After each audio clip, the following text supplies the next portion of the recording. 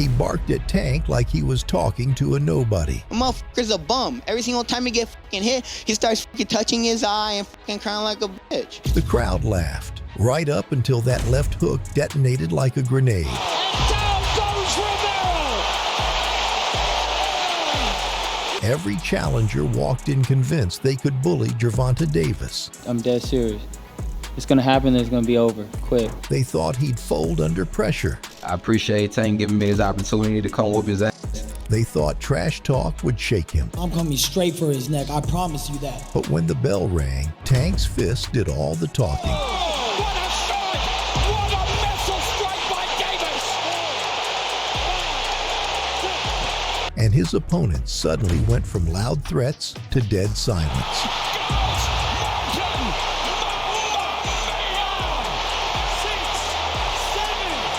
In this video, we look back at the times Gervonta Davis absolutely destroyed Cocky Rats for disrespecting him hard. In 2022, when Gervonta Tank Davis stepped in against Rolando Raleigh Romero, the buildup wasn't just hype, it was a full-blown circus, with Raleigh being the loud and cocky ringmaster. Look, Gervonta keeps talking about these skills and stuff, but I mean, I just see his face get swollen up every single fight. He doesn't really have much skills. He just bullies a bunch of smaller opponents, weight-drained opponents. He's not that special. And I just fought at 140. He's gonna get knocked out. Romero talked so much trash, you'd think he was getting paid per insult. You guys gonna see the semifinal? I'm gonna knock this dwarf the f out. Romero had no plans of stopping, and he continued to bark like he was the scariest dog on the streets. Tank don't have 2 million. Tank's broke. Tank is f***ing broke. Y'all don't put that shit through your head. He broke.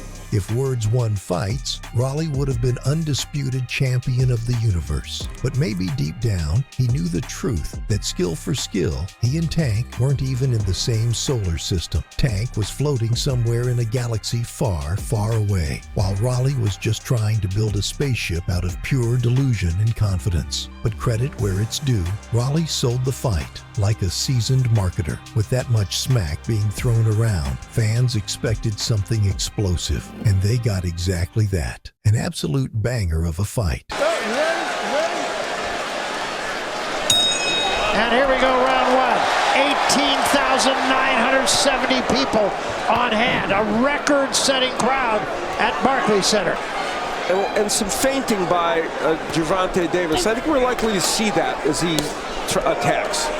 First punch of the fight, a left hand from Davis. Yeah, something that Rolly was talking about was that Tank will walk into a punch, and we're seeing a really smart Davis now. But that's a good job and jab that Romero's throwing right now in this first round, keeping David at bay. Yeah, and Romero doesn't always use the jab as effectively as he might. Double right hand from Davis, no damage. One thing that I'm seeing is that he's taking 2 steps back, making it difficult for Davis to counter with just one straight left hand. Yeah, good point.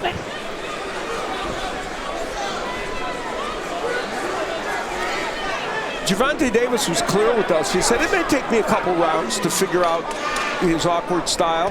Yeah, I think the way these first round and minute have gone is there's a healthy respect from either guy. I think it's the power they both respect. Yeah. And you have to. You can't get careless, especially in the type of level of this magnitude fight.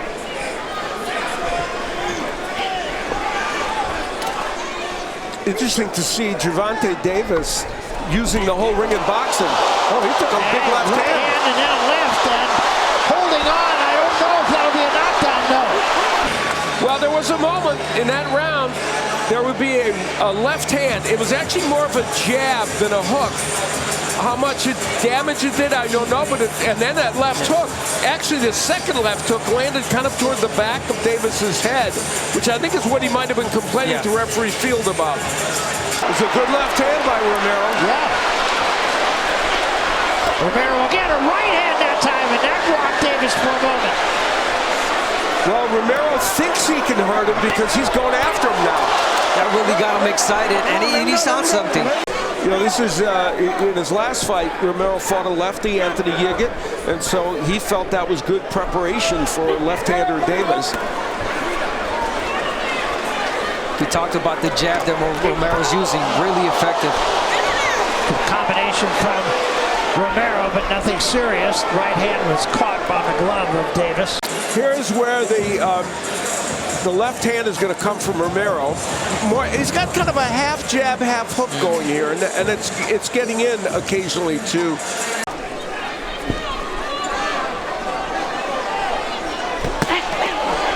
That's how Davis stepped in with the left hand, but went right by the ear of Romero. If you're Davis, you want to touch him up a little bit in the stomach. There you go. You want to feint to the stomach, touch him up straight to chest. Make Romero bring his hands out. Remember the last fight he was in, he injured his left hand, Davis, but he said as he went on through sparring, it got better and better, and he said it's not an issue in this fight. Right hand a little short from Romero, and the left hand likewise from Davis. And kind of an indication that he felt a little strength from Romero. Ooh, that left by Davis, man, he threw it with bad intentions, yes, and he did. Just couldn't quite get there. He's been very close a few times. And he's not able to get all the way in because Romero is still using that jab really effectively. Yeah. Taking those step backs. There it is. Davis is leading off with the left hand and lunging a little bit, leaving himself a little open for a counterpunch. He might want to jab his way in. There's a left hand from Davis, but again it was a little short. There was a good left hand. Caught on the side of the head.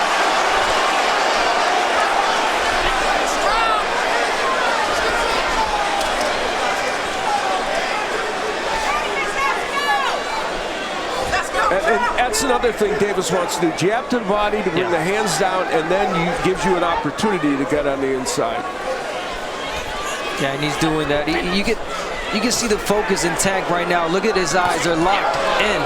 He's waiting for Rolly to throw that right so he can counter. He is fighting as a bigger guy, Romero, right now. Yeah. Good body shot. Well, and there's an elbow for her. They talked about it, you know, getting a warning from Field. Yeah, second warning. Good body shot. Ripped the left hand of the body. Now he's talking to him. Really trying to play the mind game here, Davis. A little short with that left hand. And in the last round, a reminder that Romero threw several elbows, and they have complained about that, the Davis camp, leading up to this fight. Yeah, they knew that was going to happen, and it is going to happen. Romero has to make that fight happen like that, believe it or not. He has to make it a dirty fight. But I think it's something that he has to do against a bigger Romero. Yeah, probably. That shot missed. He's not going to be able to push Romero back, especially because Romero uses his, these dirty tactics. It's going to be almost impossible. So Davis doing a good job from fighting from a distance. Well, he's talked about his maturity as a fighter. You know, Romero is very poised in there at this juncture. You have to say that. I mean, it's just a fact. He's looking for big counter punches. He's zoned in on the idea of landing a big right hand or a left hook, and he's using his pawing jab to try and set that up. No, you're right, because in previous fights we've seen that he seems kind of awkward, but in this fight he's not looking. There's a big left hand.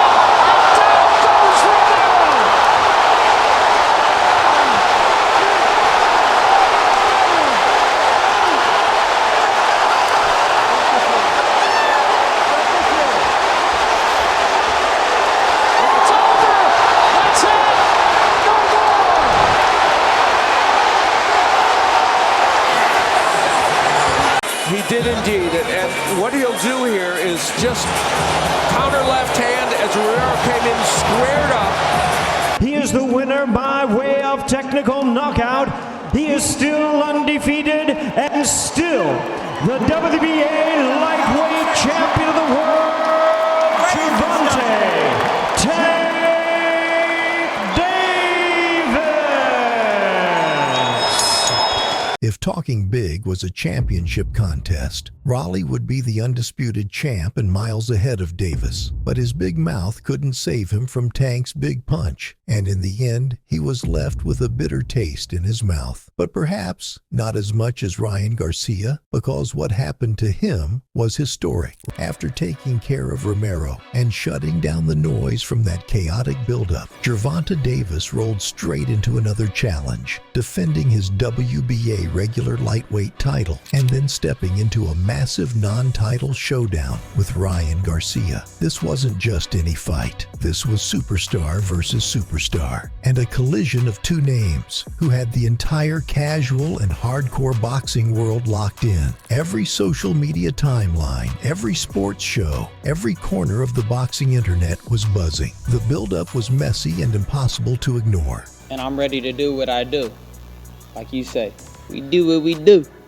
Well, I'm ready to do what I do. And I'm going to end him. I promise that. It's over. That's all I got to say. Garcia tried to play respectful at times, sprinkling in a few compliments here and there, but his cockiness never wavered. I'll just say something. He's a great fighter. I want to make that very clear. He's a great fighter, but he cannot stop what's going to happen Saturday night. He's not going to stop it. He may be a great fighter, but I just going to have something that he cannot defeat. Nobody in this room can stop what's going to happen April 22nd. Gervonta will be done, but I want him to learn to build that after this victory. He kept predicting victory, kept talking, and kept pushing the hype to astronomical levels. You like to fight guys that don't hit hard, but guess what? I do hit hard. And when I hit you with that left hook, yeah, what else? You're going to see every watch. When I hit you with it, you're going to be like, what? You're on the floor. By the time they reached the final face-off, the tension was thick enough to cut with a knife. Analysts spent months debating how the fight would unfold. Would Garcia's length and fast hands overwhelm Tank early, or would Tank's patience, IQ, and deadly counters eventually take over? The matchup felt like a perfect storm, the kind of stylistic clash that makes the entire sporting world pause. When the bell finally rang, millions around the world stared at their screens like the fate of the universe depended on every punch. It was one of those rare boxing moments where everyone paused their lives just to witness history unfold. Yeah, Davis has to be careful. He was looking at the referee. You got to protect yourselves at all time. And he just ducked underneath that left hook, but got cut. Oh! What a shot! What a missile strike by Davis!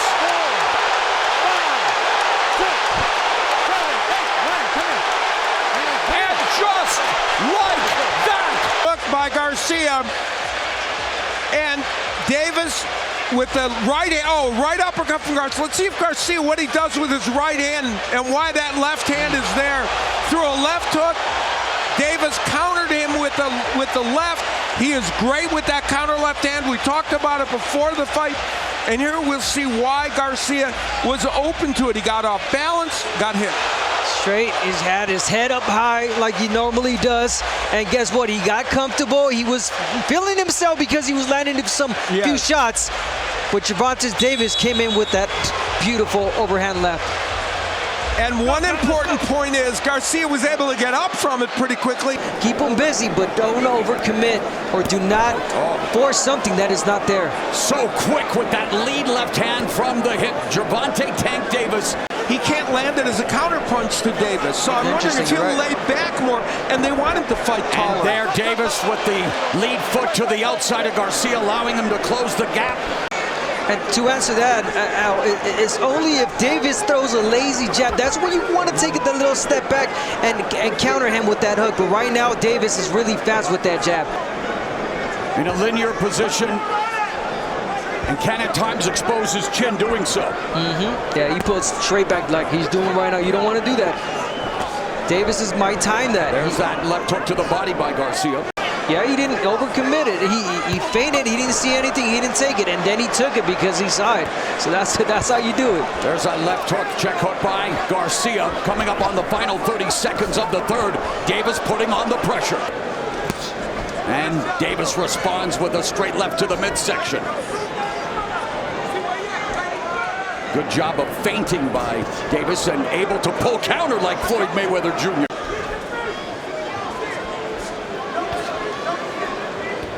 And the way this fight is being fought, the Garcia left hook is not a factor right now. And that's a problem for him because that is the weapon. Gotta let go of that right hand. And he just did when you were mentioning it there. Yeah. But a lot more, and they asked for that in this corner. The right hand is lethal for the southpaw. See, now there was that attempt at a hook because Davis is starting to attack a little more. A minute left in the fourth, scheduled for 12 at a contract weight of 136 pounds. Lead left hand of the breadbasket, scores for Davis. There's the right hand from Garcia. And it's a lead right hand. You want to follow it up with the hook. Davis continues to win the foot battle, keeping his lead foot to the outside of Ryan Garcia, closing the distance for his trademark left, and there it is. Trying to create an angle. Tank Davis is really smart. He saw that Garcia was letting go of the right hand, and he was trying to time that right hand. Davis getting the left hand in again as Garcia came in. That was a lead left, and you see Garcia kind of looking to hang on early. He wanted to make sure I got that good punch in. I don't want to get hit on the inside. Again, to look at it, that's pretty good that he can land that lead left without having to do anything else before that. And it's almost like beating Ryan to the punch. This is boxing. Look at the angles. Look at he's placing his foot where he wants to. He let go of his hands when he needs to. He's a power punching counter puncher, Abner. He's pressuring, but he's not letting go of the jab. He's got to jab a little bit more. And of course, if you're Ryan Garcia, you still believe that you can turn this, even though you might be losing some rounds. There's that left hook that landed, and that one just missed, but Garcia shows up as Davis lands the left, goes to the body, under a minute left in the fifth. The 30 percentile of body punches. Garcia, not so much, and here is Davis. He will try to go downstairs. There he is, that partially blocked, but there he goes with the right hook that does get in as Garcia is trying to cover up defensively. Garcia is more of a body puncher, or that. Yeah, Joe Guzman has done a really good job with Ryan Garcia. And Calvin Ford has done an exceptional job with Gervonta Tank Davis. Remember, Davis did fight in January against Hector Luis Garcia. Garcia decided to forego a final fight, was supposed to fight Macedo Justo before this fight, said, no, I'll wait for the biggest fight of my life, thank you very much. Yeah, and you know, those right hands Garcia landed were good ones, and Davis now moving forward because he wants to try and take the play away. Yeah, you don't want to be caught in the position where he's uncomfortable. And he was at the moment, and he said, no, I got to throw my own punches, make you feel uncomfortable. And that's almost Davis showing Garcia a way, showing him that, you're not in the fight. And then Garcia came back with the right hands in round 6, so I have it 58-55 Davis, the halfway mark. Straight left hand lands for Davis. The first left hooks, and that wasn't a dynamite left hook, but it was one of the few left hooks he's been able to get in. Another left hook and a right hand by Garcia. And now, Garcia forced to take a knee. 3, 4, 5, 6, 7, 8, 9, 10. Wow. Quick body punch that ended this fight. There it is, the straight left hand down to the body. And you're right, in real time it was hard to see, but at this juncture Ryan Garcia just couldn't sustain from it. And Garcia lands good body punches in fights and has scored knockdowns with him, and here's an example. Abner, have you inspiring a talk about what this must be like? I have. Any fighter that's out there knows how tough, how much that hurts. That hurts more than any headshot. We're gonna see the quick reaction from Tank Davis. Boom, well timed, right in the liver. Boom, Ryan Garcia is trying to suck that up, but he can't. It's a late reaction, his body shutting down, and he just took a knee. And I think he thought strategically also, perhaps I can gather myself and not have to take any punishment at the moment. but he just couldn't sustain. And this is a fascinating turn of events because it didn't look like he was even positioned, Davis, to get a lot of leverage on that left hand. But he got more than enough and landed it at the perfect spot. The perfect spot. And then the crazy thing is that he knew it. Davis knew it. Yeah, nobody thought that Tank Davis was going to stop Ryan Garcia with a body shot. No. Maybe a headshot, maybe knock him out, but stop him with a body shot. Wow. And it was a left hook by the southpaw that did it, making the liver quiver and stopping Ryan Garcia. And I think there were people that felt Davis might be a better body puncher in this, but if a body punch of one was going to make a difference, it was more thought to be Garcia that might do it. But it was, in fact, Gervonta Davis. And as you pointed out, Morrow, Garcia wasn't the only rising star who thought he could test Tank. Far from it. Davis had already humbled a long line of loud and confident prospects on his road to greatness, and Frank Martin was yet another fighter who strutted in with swagger and left with silence. After Davis' win over Garcia, the lightweight landscape started shifting fast. Devin Haney moved up to super lightweight to chase Regis Prograis and vacated the WBA super title, which instantly elevated Gervonta Davis to the official primary WBA lightweight champion. And with that upgrade came a brand new line of challengers, all eager to take their shot at the throne. The loudest of them was none other than Tank's former sparring partner, Frank Martin, a man who had been waiting years for this moment. Describe what happened during that sparring session. He came in, playing, thinking she was sweet, got clipped, grabbed. That's another thing. You never clipped me. What are you talking about? I didn't clip you? No, you did not. You caught me with a good shot. That's it. That happened in boxing. You never clipped me. I never shook. None of that. So you what didn't are you shake. talking about? You Shook didn't the shake. room. You don't even hit that hard. Martin didn't just step into the spotlight quietly. He came in swinging with confidence, swagger, and a mouth that refused to hit the brakes. I appreciate Tank giving me this opportunity to come whoop his ass. He kept warning Davis that he couldn't afford even a single mistake against him, claiming he knew Tank better than anyone. He can't make the type of mistakes that he make with those other guys against me. The two had shared rounds in the gym before, and Martin acted like he'd solved the Tank puzzle long ago. Davis wasn't amused, however. He'd heard trash talk from countless opponents, but something about Martin's attitude, the way he carried himself, and the way he spoke like he had insider knowledge, actually got under Tank's skin. I'm gonna split them open. That's I cool. promise you. You got it. I promise Yeah, you. you got it. I promise you. What did you do? Why you so mad? I'm gonna break you up. I'm telling you. Every time I tell y'all something, you know what happened. Don't it happen? I'm telling you, I'm gonna break you up. Y'all wanna know I some promise shit? you, I'm gonna break you up. Y'all wanna know I something? promise. Look at Y'all got it. Y'all got it. Y'all got it. Davis firing back wasn't fear, it was annoyance, the kind of irritation that made Davis sharpen his focus even further. As the fight drew closer, fans and pros were buzzing about the former sparring partner's angle, wondering who truly learned more from those early sessions. Did Martin know weaknesses the world hadn't seen yet? Or was he reading too much into sparring stories that don't translate under bright lights? This wasn't just a title defense anymore. It was pride, ego, history, and old gym grudges all rolled into one. When fight night arrived, all the talking, all the claims, and all the sparring memories meant nothing. It was time to find out who the real lion of the division was. The Ghost, Martin, the Bell, and round one, and Davis having a little fun with the whole Ghost nickname, a part of the Ghostbusters theme. His team has t-shirts with "Who You Gonna Call?" Well, and Martin's a really good one, just like Tank. And so far, he's the only one who's been landing so far with jabs. There's a jab from Tank. But Martin's been landing the left hand to the body and a straight left hand. He's ahead in this round so far.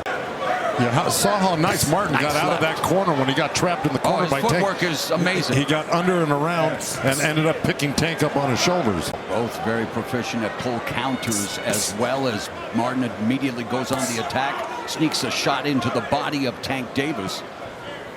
Yeah, both fighters really relaxed, really alert, locking eyes. I mean, just both of them waiting for one or the other to make a mistake, really.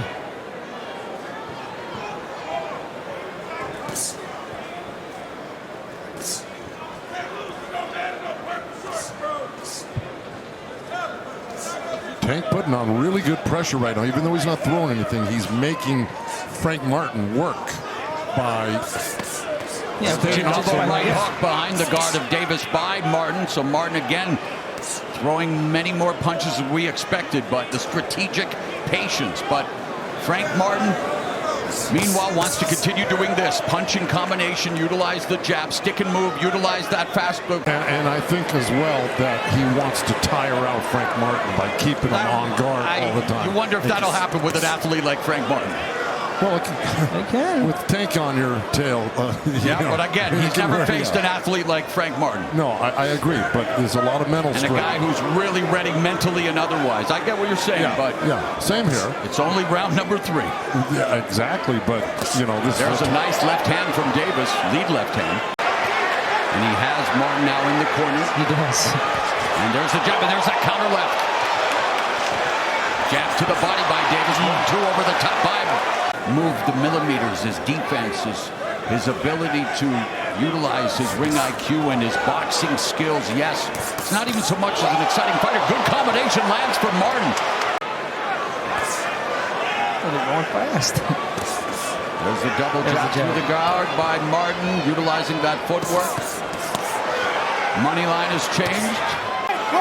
And of course, you got Martin leading, taking those rounds. And again, like you said, Joe, he's doing all the right things. Volume, 1, 2, 3, back to the jab, moving to the side, not giving Davis any moments to get off. Davis. Again, you can't get repetitive if you're Martin. No way. Davis is reading you. Instantly, he'll respond there. The left hand. Now Davis beginning to open up. The crowd anticipating it.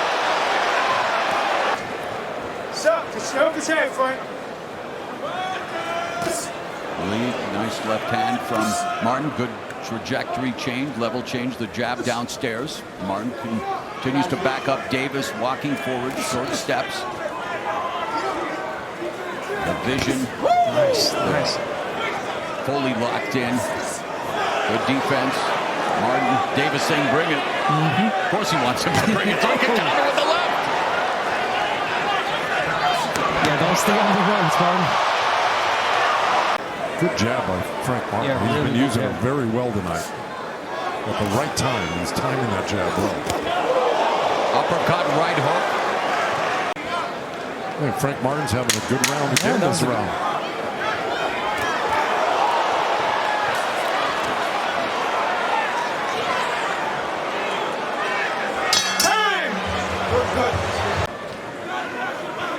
This is a dance for Martin. Nice straight left one pops. step ahead. Davis pops Martin.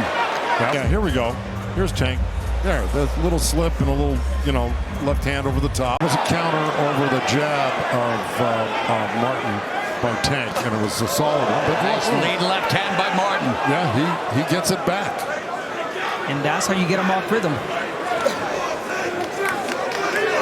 The best ever connect percentage against Tank Davis was Leo Santa Cruz, but Davis knocked him out.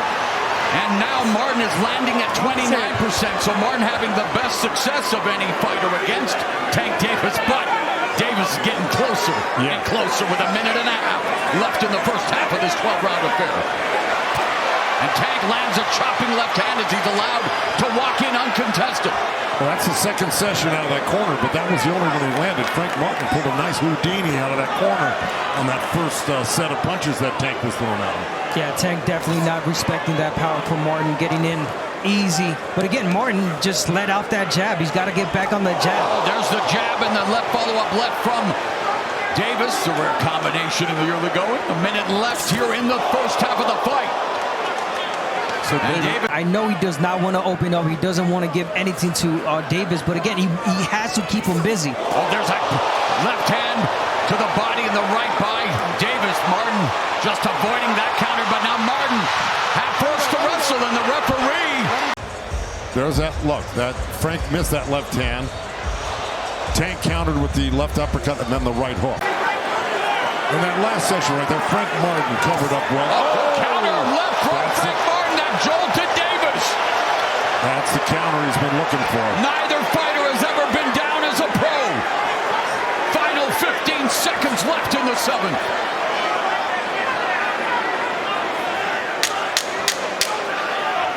It's been Davis's best round in terms of offensive output, just missing with the chance. It's on cue. It's round 7. It begins.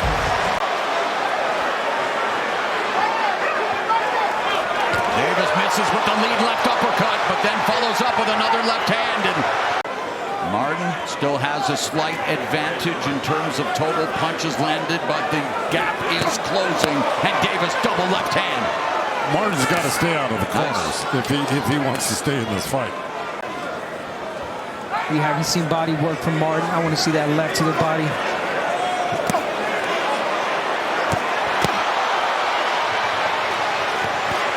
Oh, left uppercut. That's it. Down goes Martin! Mamma mia! 6, 7. It's like Tank Davis scripts this stuff.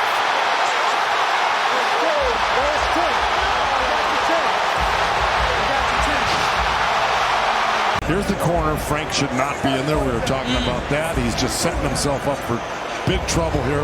There's the uppercut, and there's the left hand. Wow! Once he stunned him with that uppercut. The undefeated WBA lightweight champion of the world, Gervonta Davis.